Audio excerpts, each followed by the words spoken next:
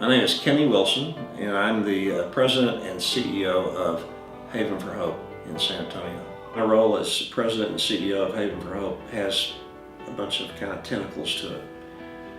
I think that it's my job to lead the organization with the excellent blessing and usefulness of our board, particularly our chairman, Mr. Greehey, to lead this, to do what needs to be done on this campus to help as many people as we can, to help people get back on sure footing for themselves, to get their life back.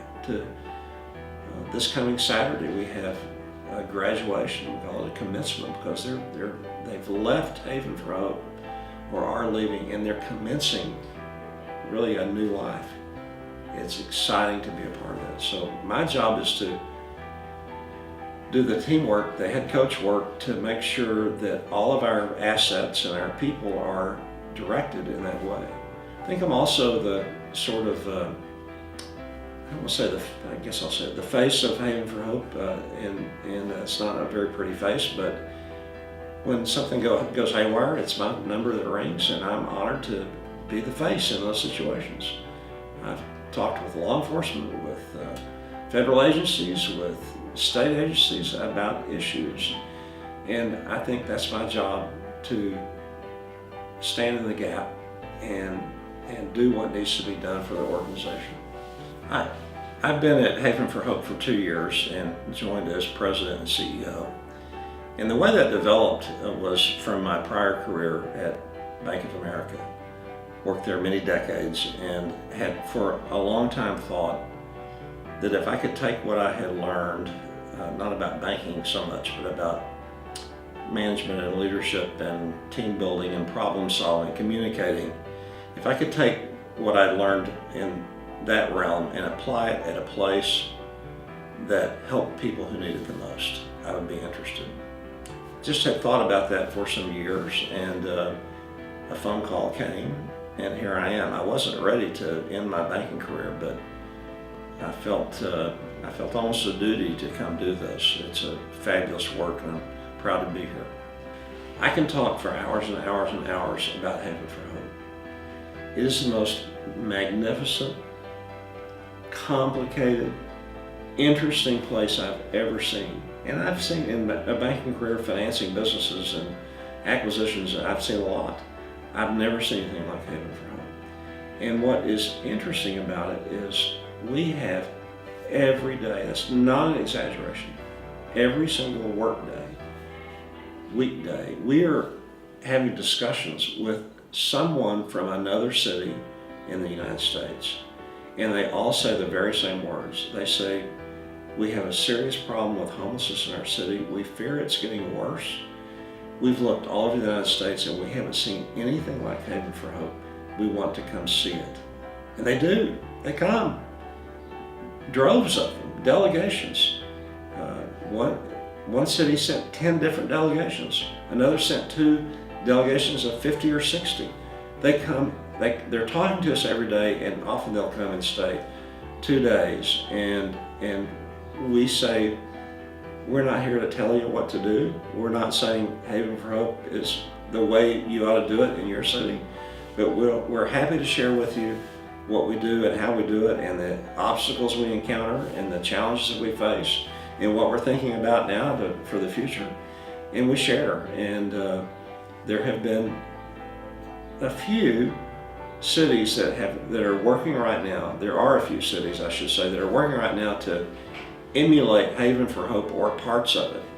They come here and they say things like, it's so clean here. It's like a campus. It's like a little town. I watched, this is my favorite, I watched your staff interact with people who are living here, and I saw dignity and compassion and respect and equal kind of thinking. That's my favorite. And I think they come here and think it's a shelter. It's not a shelter. It is a place where people are given dignity and respect and help. And I've never seen anything like it. It's exhausting and thrilling at the same time. I can't begin to enumerate the services that are offered at Haven for Hope.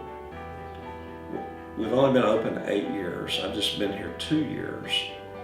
I have to give credit to our founder, Bill Greehey, who is a philanthropist and captain of industry, but has a heart as big as Texas and faith, and he was looking for a way to help people, and he was touched by the homeless.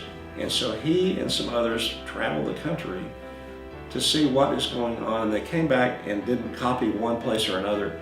They said, what are the best practices? And with his leadership and a lot of his money, they built Haven for Hope. And what is important about it is the services are unlimited. I mean, again, everything I need to share is what I hear people say. To do that, we have about 150 partner agencies, nonprofit agencies, that come here and provide one service or another. That could be identification recovery, it could be counseling for spouse abuse, it could be food service, 3 meals a day, 365 days a year. And so his vision was a place where people could come and get what they need. And that's been accomplished. If I were to try to list every service that's provided here, it'd be page after page after page. And at the end it would say, and whatever else is needed. Because we pay attention to what people need, not what they should do or, here's the things you need to be a good person. We listen to them and find out what happened, why are they here, and we have solutions. I've watched Haven for Hope develop and grow, and so when I did get a call, someone reached out to me about being CEO, I instantly knew that I had been inspired by Haven for Hope. I knew it was a place that helps people transform their lives to get out of a state of homelessness or whatever. They're all without a home here. And that inspired me to be here. I felt like I couldn't say no. And we have 1,700 people living here, a couple of hundred children, and that in itself is inspiring to me. People are here, most of them here to really get help, to get on their feet, to figure out what happened to them, to get their life in shape, to move on, to get a job, get a place to live, and be on their own. If there are secrets to success, I don't know what they are because they're secrets. I think a former mayor told me once, he said, Kenny, you know what I like about you? And I said, no, sir. He said, you show up. And I thought, wow, that's a powerful statement.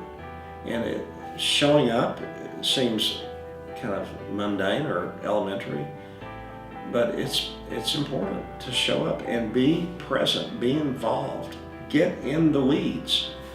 When a problem comes your way, walk into it.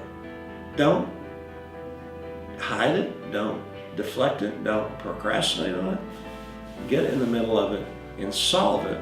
And so I think a secret of success, I don't think it's a secret, I think being able to take a mess and sort it out to where everyone involved in it feels like, okay, I got to where I need to be. I think that is, for me, a sign of success when I can do that. An average work day for me is not average. My father-in-law used to say, don't just be average. So the work day is not average. And I could be in my office at 8, I could be here at 6, and I've been here at 5. I've been here all night 2 or 3 times. And then there are meetings, there are outreach efforts, there's fundraising to do. Just today, the last couple of days, I've been to an event for a nonprofit organization. They invited me. I saw donors to Haven for Hope there. It was important. I met yesterday afternoon with a donor, a significant donor, and didn't say, how are you going to help us more? But I listened to what he's working on. And so we have internal meetings every Monday morning. I have what I call an operating team of 15 people that are leaders kind of all over the campus, and we say what's going on. Or we'll bring 2 or 3 specific issues. We need to talk about this. Then internal meetings, I have one-on-one meetings with those who report directly to me. I make it a practice frequently, not every day, but nearly every day. Well, nearly every day I'm on the campus, but some days I'll just stop and go a couple hours and sit with people that live here. I found that's the best way to learn. And and then, you know, the day might end at 6, it might end at 9. And lately I've been trying to get away by 5:30 or 6 to get to the gym 3 or 4 times a week. So every day and then issues arise. I've gotten calls at 2 in the morning. We have an issue. And I've a few times gotten up and come down to help. And so, as I said, we're open 24/7 and things happen. They don't just happen from 8 to 5, they happen all the time. And our staff knows that I want to know what is going on that we need to be concerned about, and they'll call me.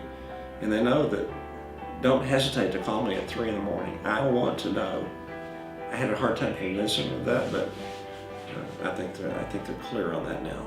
I grew up in Fort Worth, Texas, and that's where I first started working, and worked all the way through summers and high school and so forth at various industries.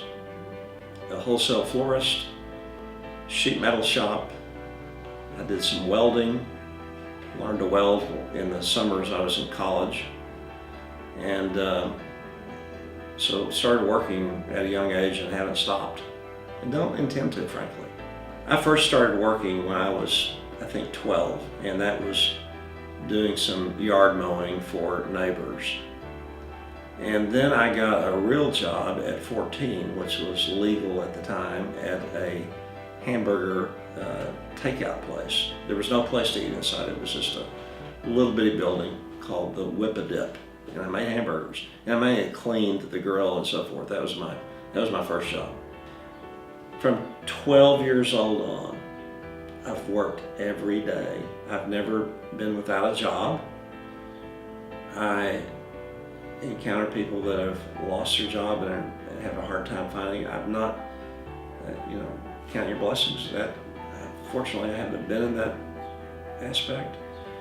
But from 12 years old, working, mowing yards, making hamburgers, working really tough manual labor at a wholesale florist, greenhouses, tough manual labor in a sheet metal shop, learning to weld, and where if it's 98 outside, it's 148 inside.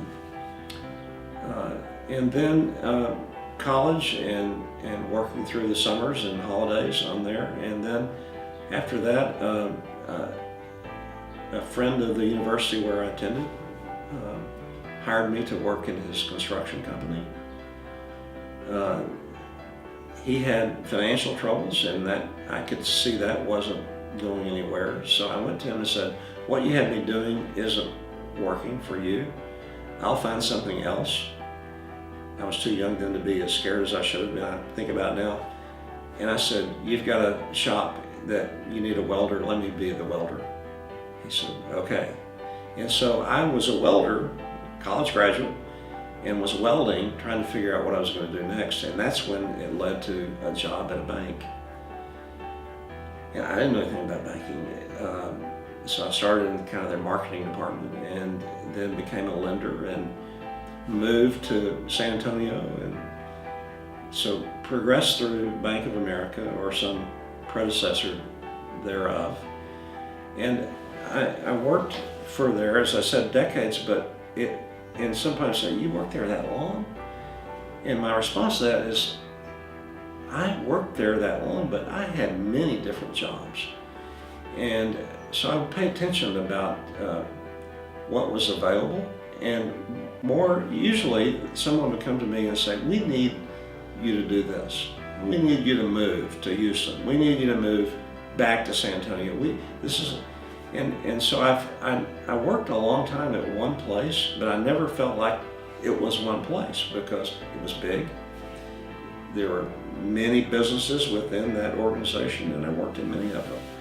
And each one kind of, I heard somebody say this yesterday, and I thought, well, it's true, it sounds a little trite, but I felt like along the way, everything I was doing was a step to something else. And I think working in banking and for many years in business and understanding business really helped prepare me to be here at Haven for Hope. And I'm grateful to be here. I haven't looked back a second. I've a couple of times said, what in the world have I gotten myself into? I didn't know these kinds of issues existed. But I think that through the various career paths, even starting toughing it out mowing yards in 100-degree heat, it prepared me to be resilient and face issues, face problems, help solve them. That's what's gratifying to me in my career, and even now, is when there's a problem placed on the table, what are we going to do about it? I think I'm pretty good at it. I think let's figure out a solution. And typically involves multiple people. And I think I'm able to do that typically because of all the different roles I've had in my career. Okay, very good. And of all of the different roles that you have had, what's been your most favorite position?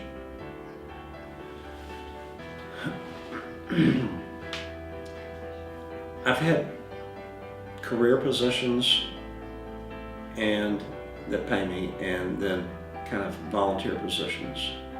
If I try to think what was my favorite, I would have to say it's where I am right now.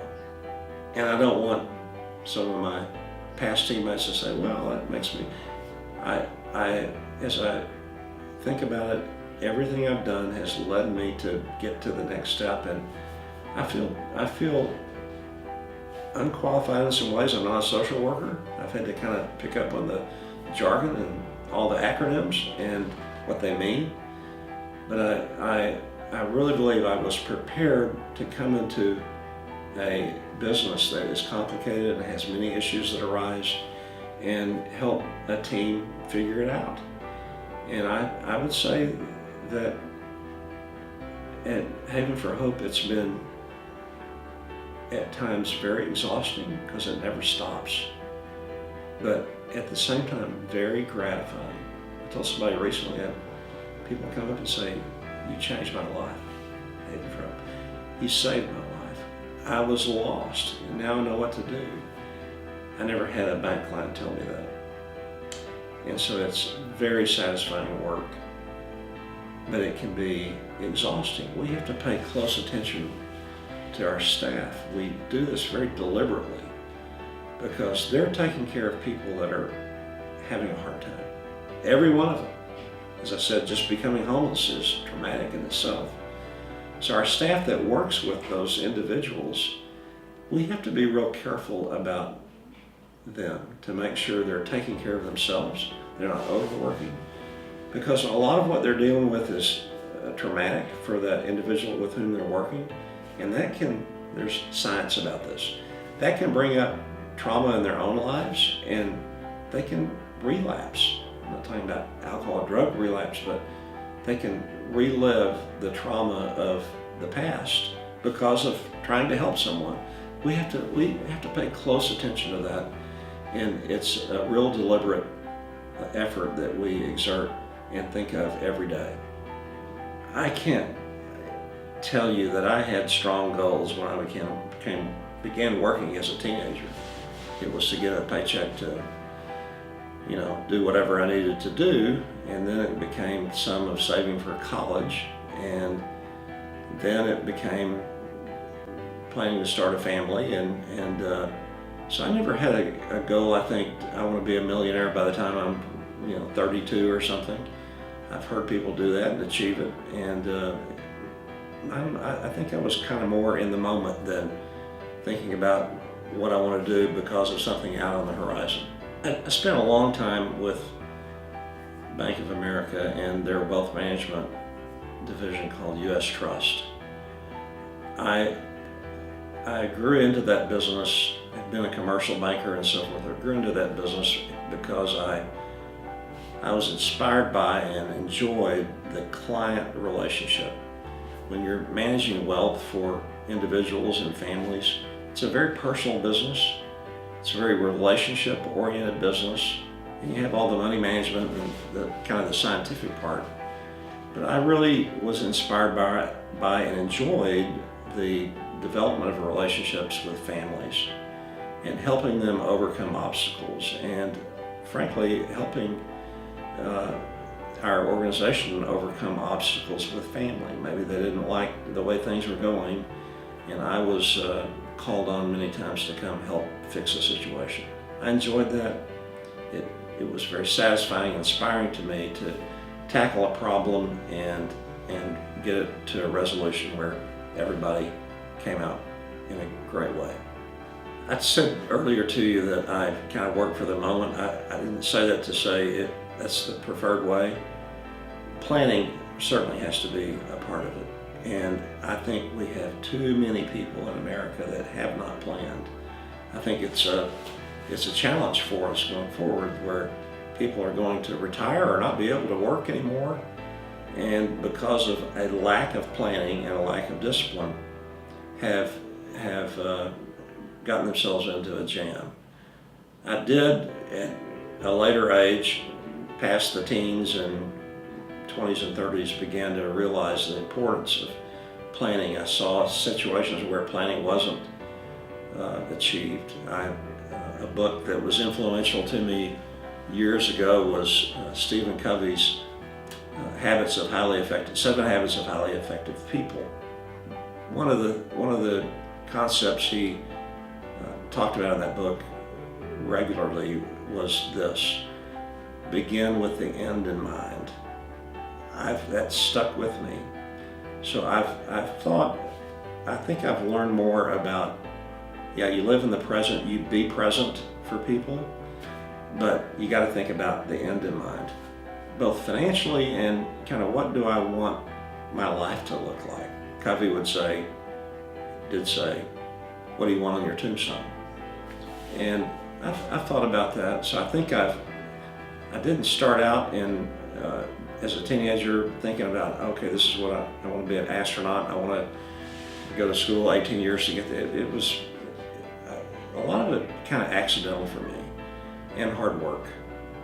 Years ago at Bank of America, we did some off-site training for leadership, and those were very meaningful times to me. That's where I discovered the 7 Habits book and other helps to being an effective leader. In fact, a person that has been very influential in my career and kind of keeping balance in my life was a man named Phil. That was a trainer in those off-site trainings, and we became very close. He's unfortunately now deceased, but he taught me a lot about things like the 7 habits, and you need to think about this, or you need balance in your life, or you need to be more present, or you need to do more planning. He was very effective at coaching and developing kind of executive coaching kind of leadership for me, and I still have, that was many years ago, I still have notes in my desk drawer from conversations I had with him that was very meaningful. When I'm not working, people ask me sometimes, what do you do in your spare time? I don't have a lot, but when I do, I invest it with my family, not just my kids, but I have 3 little grandkids now that I'm crazy about. And some of that is just fun and enjoyable, and all of it is. Some of it is, my wife and I want them to know us as people that they can trust and rely upon, and will someday say about us they were good people. So my spare time gets pointed at my family. I've had a lot of mentors along the way. If I was to pick out one, I would feel bad for the others.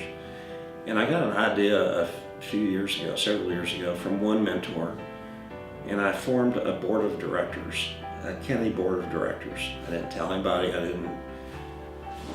it's just people in my life that were placed there in some way that I could count on. And I still have some of those from many years ago, some more recently, but they're people that will tell me that what I need to hear. They care about me that much that they will say something that maybe is uncomfortable, and they'll also pat me on the back too. But they know me well enough. One mentor, for example, told me years ago, and I've never forgotten this, Kenny, you have strengths that become faults. And that was a powerful statement. And things that I thought I was doing particularly well, I would do too much of that and not enough of the other. And so gems like that from mentors are very powerful. I have one now that I count on weekly. Help me with this. And he will be very blunt with me. He said once, you don't look like you're taking care of yourself. He got me on that. I had an issue that was really troubling me, and he said, instead of talking about the issue, he said, what is it about you that makes you troubled by this? And that, I went to him thinking, help me with the situation, and he said, no, this is about you, not that situation. So having people like that stationed that you can call at a moment's notice, say, help me with this. I think I do that for some, and those that do it for me are just tremendously valuable in my life. I've actually chosen some. I've gone to them and said, I need your help kind of long term. Will you help me?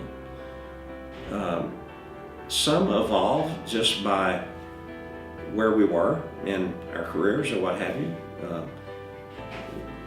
At Bank of America, I had a situation that involved some outside people, became close to a couple of them, and still remain close after many years.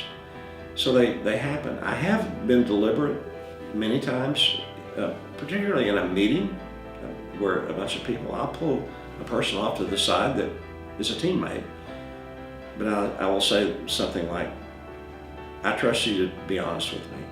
Be my feedback partner here. At the end of the meeting, I want you to stay behind and tell me what I did well, what could I do better in the next session. And I found that really, really helpful. When I look for a mentor, I don't know that I've ever looked for one. They've happened. But it's people that I admire for their success or what they've accomplished or what they're working on. And it's someone that I felt comfortable enough with where I could ask them to level with me, and they would level with me, both good and bad. You do this well, you need to work on this. So I don't think it's you run an ad in the paper or on Craigslist or something to get a mentor. I think people appear in your life. I will tell you one thought that was given to me by the trainer that is now passed. He taught me something I've never forgotten. It's in my notes from him from many years ago. There are two kinds of mentors. One is someone you want to be like, you want to emulate. Another kind of mentor is someone you don't want to be like.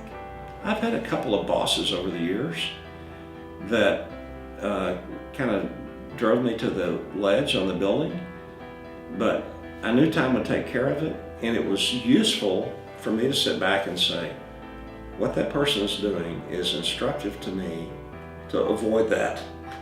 And I actually think about one, and I think, I'm being like him. I don't want to be like him. So there's a couple of kind of mentors that have been helpful to me. Okay. I didn't go to that person and say, will you be my mentor about terrible things to do? I just observed. One of the enjoyable comments I get here when people have toured the campus, toured Haven for Hope, they say almost every time these words, I feel like I'm on a college campus. And I think it's a really excellent parallel. A small town is another. We have our own police force, which are armed security guards. We have food service. We have everything people need here. And then when I hear someone say, and I hear it often, everything I need is here, it's very satisfying to us. One said to me not long ago, everything I need is here, especially the love. And that really makes us feel good. But with a community, any community, anywhere in the world, things happen. People act out. They create challenging situations, and often I think wow, I can't believe I'm having this conversation. I thought I'd had all of them by now, but they keep arising. So having a cluster of people living together in close proximity is a challenging endeavor, but a very satisfying one too. If I were to say, here's what I would want people to say about me, or on my tombstone, I would want them to say, he worked hard. He worked hard at helping people. He was a good family man, a good community servant, a person of faith, one that helped others. If I were to pass along words of wisdom to the next generation, and I have 3 daughters in the next generation, and I hope I've passed this on to them, I think it's being honest. I think there's no way to be successful or be satisfying or be useful unless people trust you. You have to be known to be trusted. And if you short circuit that or cut a corner on that, then your whole persona is dishonest. I think honesty is powerful. I've said it earlier, showing up is powerful. Not just being to work on time, that's not what I'm talking about, although that's important. But being engaged, coming to really make a difference when you show up. At Haven for Hope, we have one of our leaders that says, for those who come here for a job, they're not going to last. Those who come here to do a job are going to find great satisfaction. It's really true. And I think that's true not just in social services. I think it's true in banking. I think it's true in manufacturing or tourism. If you come to do a job and do it well, it can be very satisfying. But that involves showing up, going the extra mile when necessary, not having some sort of entitlement mentality or expectations that I'm here and good things are going to happen to me. I think it's incumbent upon the individual to do those things. Be honest, work hard, show up, get engaged, be a part of the solution, help create the solution. Those are my words to not just the future generation, but all generations. When I think about future generations and when I talk to my peers about that, everyone's worried for future generations. And some of it is kind of geopolitical, and that's not a political statement, just the things that go on in the world are concerning. But some of it is will the future generation carry on work that leaders now and before have done to set the table for a good community, for a good state, a good nation? Will they engage in that and take hold of that and provide good leadership thereafter? That's my hope for the future generation. And that doesn't mean everyone has to be a CPA or a lawyer or a doctor or whatever. It can, wherever they find themselves, serve. I fail somehow every day. I can't point to a time where the world collapsed and I had to start over, but I can tell you many failures along the way. Poor loan decisions, in trusting people that I was later disappointed in their level of trust, being behind, not getting work done on time, and then where I have to watch this and is kind of keeping balance in my life. And I know others who haven't succeeded at that. So they've lost their family, they've lost their health, they've lost kind of their edge at doing their job, whatever it is. So I think balance is a key element of doing well. Failure is something to be scared about. I've had that fear many times. I lay awake at night wondering, what am I going to do if?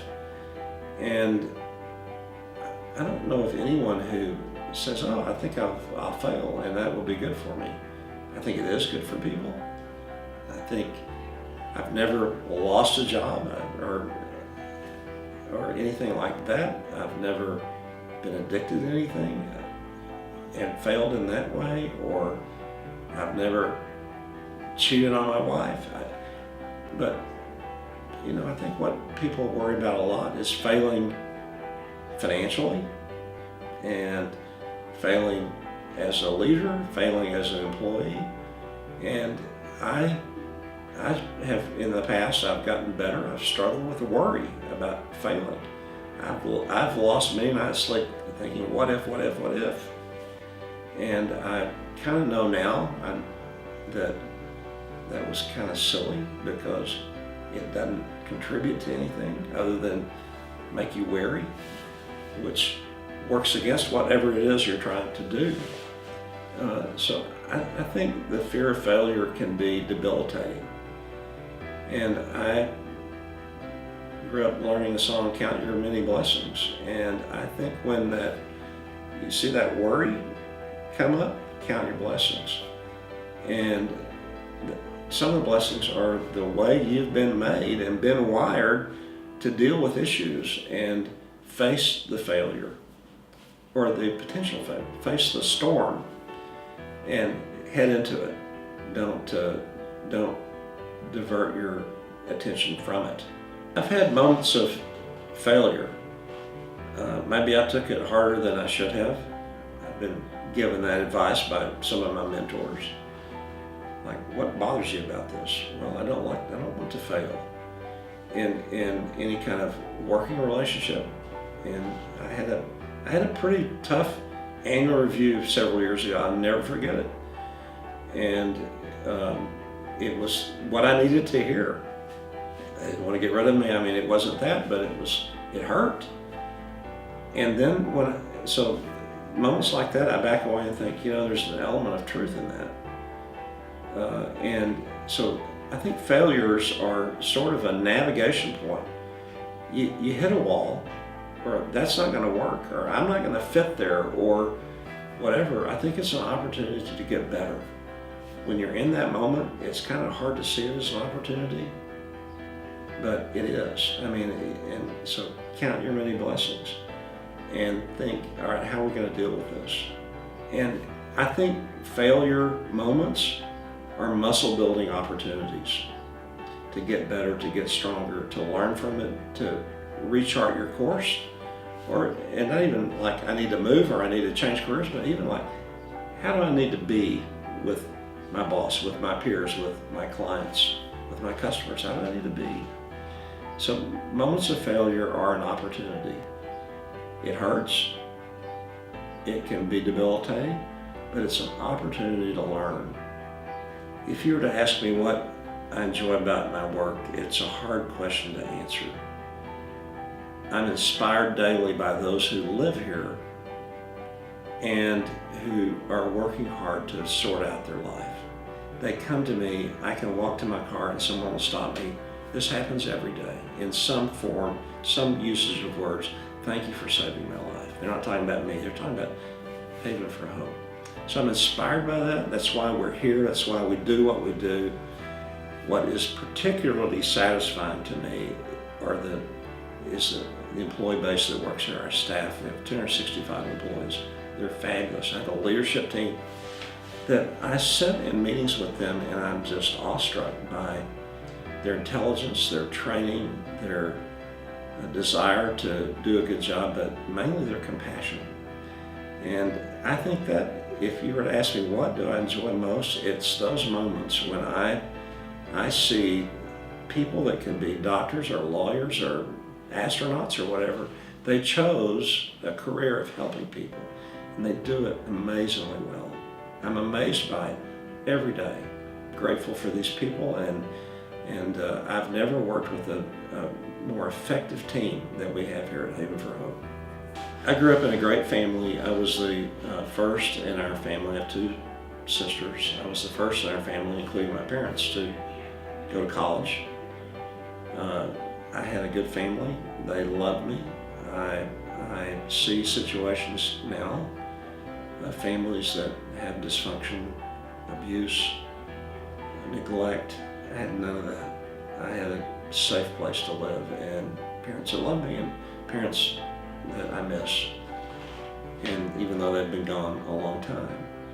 And so I think about that. I think about a good childhood and a good growing up and supportive parents when I see and hear of instances of child abuse, abandonment,